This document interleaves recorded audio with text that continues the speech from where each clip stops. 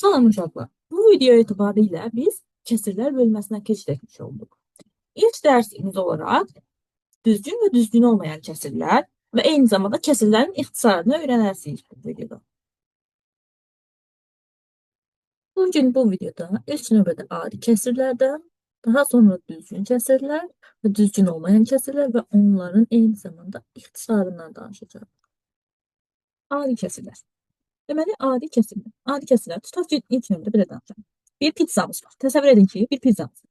Və həmin pizzanı biz 4 hissəyə bölmüşük. 4 dostluq və o pizzanı 4 hissəyə bölmüşük.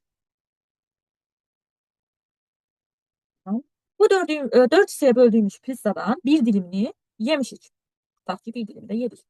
Onda bunu hansı şəkildə ifadə edə bilərik ki, biz 4 pizzadan qısa şəkildə 4 hissəsindən birini yedik. Bunun üçün kəsirlərdən istifadə edirik. Deməli, kəsirlər A bölünsün B şəklində yazılır.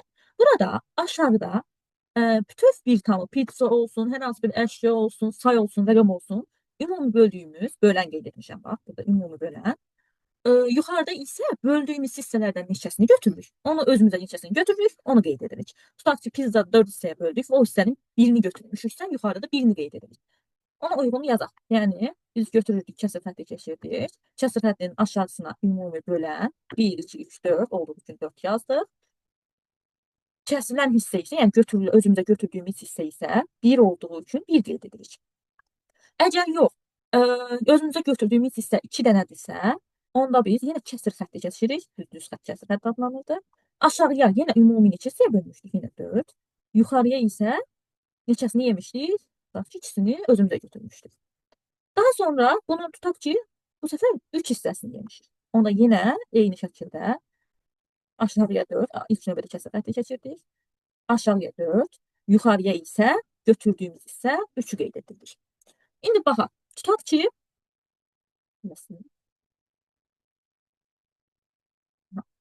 biz bu pizzanı 6 hissəyə bölmüşük. 1, 2, bu da 3. Biraz səliqəsiz oldu ama neyse.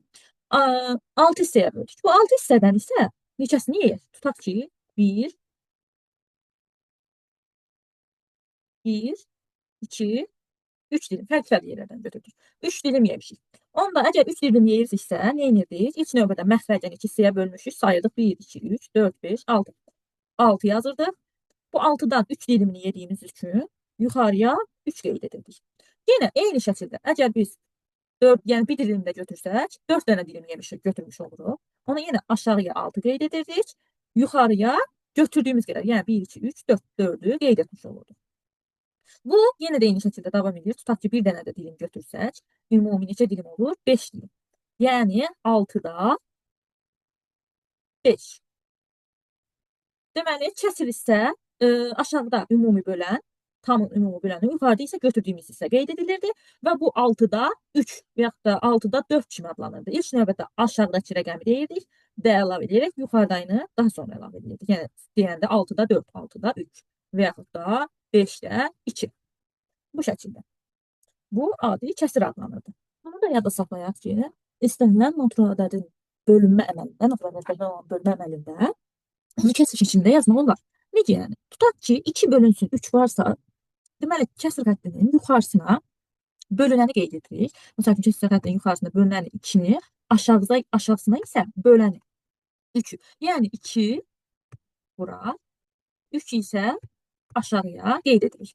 2 bölünsün 3. Və yaxud da tutaq ki, burada əgər 4 bölünsün 3 olsaydı, 4 bölünsün və yaxud da 5. 4-ü 5-ə bölsəydik, onda kəsir xətti keçirdik və kəsir xəttinin aşağısına bölən 5, yuxarısını isə bölünən qeyd edirik. Deməli, kəsir xətti şəklində göstərəndə aşağıya bölən, yuxarıya isə bölünən. Bu da bölmə əməlinin kəsir şəklində göstərilməsi adlanır. Deməli, biz kəsirlərdən danışırıq. Kəsirlər 2 hissəyə bölünürdü, düzgün və düzgün olmayan kəsirlər. İndi isə düzgün kəsirlərdən danışaq. Düzgün kəsir niyə düzgün adlanır? Tutaq ki, bizdə bir dənə qutumuz var. və o qutuda 5 dənə çörək var. Qutudakı 5 dənə çörəkdən biz neçəsini götürə bilərik? Yəni bəlkə bunu kəsir hissəsində ya da yaza bilərik, kəsir hissəsi şəklində. Onsuz da bilirik ki, qutu bir tamdır və qutuda 5 dənə çörəyimiz var. Onun üçün kəsir hissəsində hər zaman 5 qeyd edilir. Və bu 5 dənə çörəkdən neçəsini götürə bilərik? Məsəl üçün birini götürə bilərik və bunu sürətlə 1 yaza bilərik və yaxud da 2 dənə götürə bilərik. 2 dənə götürə bilərik. Sürətlə 2 yaza bilərik. Və yaxud da 4 dənə götürə bilərik. 4-ünü də qeyd edə bilərəm. 4 dənə götürə bilərik və 4-ünü də yaza bilərik. Bəs sual yaranır. 5 dənədən, yəni bir qutunun içərisində 5 çörək varsa, mən oradan 6 dənə çörək götürə bilərəmmi? Xeyr.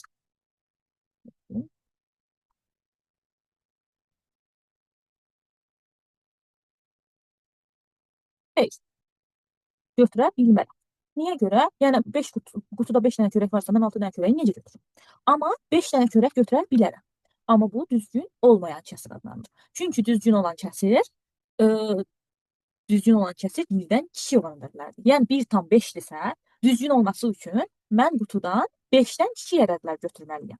Yəni 5-dən kiçik olan neçədir? 1, 2, 3, 4. Yəni 4-ə qədər olan bütün ədədləri, yəni bütün say qədər çörəkləri götürsəm, onda həmin kəsir düzgün kəsir adlanmış olur. Düzgün olmayan kəsirlər. Düzgün olmayan kəsirlər, deməli, düzgün olmayan kəsirlərdə kəsirin yuxarıdakı ədədi aşağıdakından böyük və ya bərabərdirsə, yəni kəsir A bölünsün, B bölünsün A şəklində yazılırsa, əgər B A-dan ya böyükdür, ya da bərabər olurdusa, bu kəsir düzgün olmayan kəsir adlanırdı. Necə ki, bayaq dedim ki, qutu var idi və qutunun içərisində 5 dənə çörək var idi. Bu 5 çörəkdən biz 1, 2, 3, 4 dənə götürə bilirdik. Amma 5 dənə götürdüyümüzdə mən dedim ki, düzgün kəsir deyil. Və yaxud da 6 dənə istəsəm də düzgün kəsir deyil. Yəni, mən 5-də 5-i və 5-də 6-nı düzgün olmayan kəsir kimi götürdüm. Gəlin baxaq ki, 5-də 6 ilə 5-də 5 niyə düzgün olmayan kəsir saydım? Yəni, o düzgün olan kəsir ola bilər. 5-də 6. 5-də 5 o deməkdir ki, 5 dənə çörəyim, 5 dənəsini də götürürəm. Qutuda 5 dənə çörək var, 5-ini də götürürəm. Onda o deməkdir ki, elə 1 tam. Yəni, 5 bölünsün 5, 1-ə bərabərdir. Ona görə də bu düzgün olmayan kəsir adlanır. Düzgün kəsirlər sürət məxrəcdən kiçik olurdu. Bir tamın içərisindən müəyyən hissələr götürürdük. Yəni bizə lazım olan, məsəl üçün pizzanı 5 hissəyə bölürdük. 5 dənədən birini götürürdük, ikisini götürürdük. Əgər mən 5 hissədən 5 dənə pizzanın 5 hissəsindən 5-ini də götürsəm, onda bir pizza götürmüş olardım. Onda 5 hissəyə bölməyin heç bir əhəmiyyəti qalmazdı. Yox, mən indi 6 dənə götürsəm, onda belə baxaq. Əgər bir pizzadan 6, yəni çörək var, çörəkdən qutuda 5 dənə varsa, mən 6 dənə çörək istəyirəmsə, deməli, başqa bir yerdə, başqa bir dənə də, yəni 5-də 5 olan qutunun içərisindən 5 dənə çörək götürürəm və digər qutunun içərisindən 5 dənə çörəyindən birini götürmüş oluram. 5 dənə çörəyindən birini götürürəmsə, bunu silək. Deməli, bu qutudan 5-də 5-ini götürdük və bu digər qutudan 5 dənədən birini götürdük. Yəni, bunun üzərinə əlavə etdik. Biz də bilirdik ki, 5 bölünsün 5 1-dir, yəni 1 tam. Digəri isə 5 bölünsün 1-dir. Elə ona görə də düzgün olmayan kəsirlər 1-dən böyükdür. 1 tamdan böyükdür. Fikir versəz, 1 tam və 1 hissə ibarət olur. Bu düzgün olmayan kəsir adlanır. Deməli, düzgün olmayan kəsirlər nə idi? Yuxarıdakı ədəd aşağıdakından, yəni götürdüyümüz hissə böldüyümüz hissədən böyükdür. Yəni çox hissə götürmür.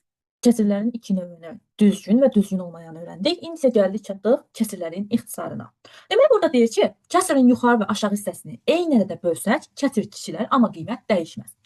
Gəlin bunu yoxlayaq. Yəni kəsirin yuxarı hissəsini və aşağı hissəsini eyni ədədə bölsək, deyir, bölmək. O deməkdir kəsirin ixtisarı. Gəlin yoxlayaq. Deməli, ilk növbədə nə verir? 8-də 4. Bizdə elə 8-də 4-ü bölək. 8-də 4-ün hər bir tərəfini, deməli, bölsək 2-yə. 8-də 4-ün hər tərəfini 2-yə bölsək. Deməli, 4-ü 2-yə böləndə 2 alırıq. Deməli, 4-ü 2-yə böləndə 2 alırıqsa, yazırıq 2. 4-ü 8-i 2-yə böləndə 4 alırıq. Qeyd etdik. İndi isə gəlin yenə eyni şəkildə 2-ni 2-yə bölək və 4-ü də 2-yə bölək. Deməli, 2-ni 2-yə böldüyümüzdə 1 alırıq. 4-ü də 2-yə böləndə 2 almış oluruq. Deməli biz dediyi kimi 8-də 4-ü sürətini də məxrəcini 2-yə böldük. 4-də 2-ni də sürətlə məxrəci 2-yə böldük və 8-də 4, 2-də və 4-də 2 və 2-də 1 aldıq. İndi isə deyir ki, bu kəsirlərin hamısı bir-birinə bərabərdir. Gəlin yoxlayaq ki, həqiqətən bir tanı eyni hissələrə bölüb həmin qədər hissə götürsək, görək bu kəsirlər qədər hamısı üst-üzə düşər və aldığı nəticə eyni olarmı? Yoxlayaq. Birinci deyir 8-də 4. 8-də 4 o deməkdir ki, burada düzbucaqlığımız var. Düzbucaqlığını gördüyünüz kimi elə bu ştrixlənmiş, yəni kvadratın kəsdiyi hissələrdən 8 hissəyə bölünür. Yəni bu şəkildə 8 hissəyə bölünür və böldüyümüz hissələrdən 4 dənəsini rəngləyəcəyik. Aha, deməli, başlayaq. 4 dənəsini rəngləyiriksə, gəl. 1, 2, 3, bu da 4. İndi isə deyir, 4 dənədən 2, 4-də 2, 4-də 2-yə baxaq. 4-də 2 nədir? Yəni bu kvadratı, düzbucaqlığını 4 hissəyə bölür. 4 hissəyə bölməsi üçün biz bu şəkildə bölə bilərik kvadratı. Düzbucaqlığını 4 hissəyə. 1, 2, 3 bu ştrixlənmiş hissələrdən bölsək və 4 dənədən 2 dənəsini götürsək, bax 2 dənə uzunluğunu götürsək, gəlin indi bunu rəngləyək. Bu şəkildə 4 dənədən ikisini götürsün. 1, 2. İndi isə deyir ki, 2-də 1. 2-də 1 nədir? 2-də 1, yəni həmin düzbucaqlığını 2 hissəyə, buradan tən 2 hissəyə bölüb, yəni bu hissəni rəngləyə bilərik, bu hissəni rəngləyə bilərik. Gəlin biz digər hissəni rəngləyək. İndi götürək, bu hissəni rəngləyək. İndi fikir verdiniz.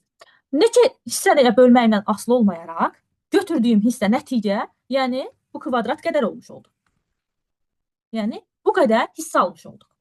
Deməli, kəsirin sürətini və məxrəcini, yəni yuxarıdakı ədədi və aşağıdakı ədədi neçəyə istəyir bölsək eyni ədədə.